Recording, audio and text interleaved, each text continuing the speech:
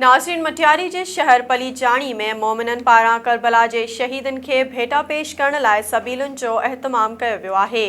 उन हवाले से पेश आहे SS न्यूज़ के रिपोर्टर ज़हीर अहमद जी ही रिपोर्ट। मुहर्रमुल हराम सॼी दुनिया में वॾी अक़ीदत ऐं एहतराम सां मल्हायो पियो वञे। आउं हींअर मौजूद आहियां मटियारी जे शहर पलीजाणी में, जिते पुड़ मोमिनन पारां सबीलनि जो एहतमाम कियो वियो आहे।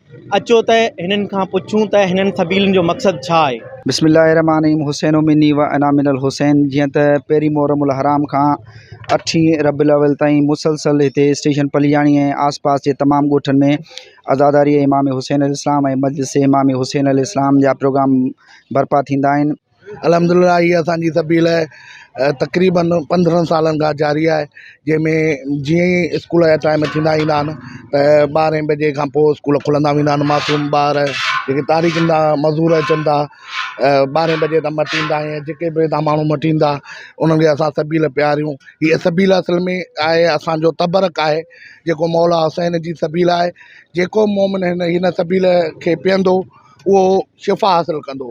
जी नाज़रीन, तव्हां हिते जे मोमिननि जूं ॻाल्हियूं ॿुधियूं। हिननि जो इहो चवणु हुयो त जेको आज़ादारीअ जे दौरान लाइट जी लोड शेडिंग जो सख़्तु बहिरान आहे, उन जे करे असां इंतिज़ामिया खे रिक्वेस्ट था करियूं त महिरबानी करे लाइट जो निज़ाम सही कयो वञे, जीअं असांजूं आज़ादारियुनि में का रुकावट न अचे।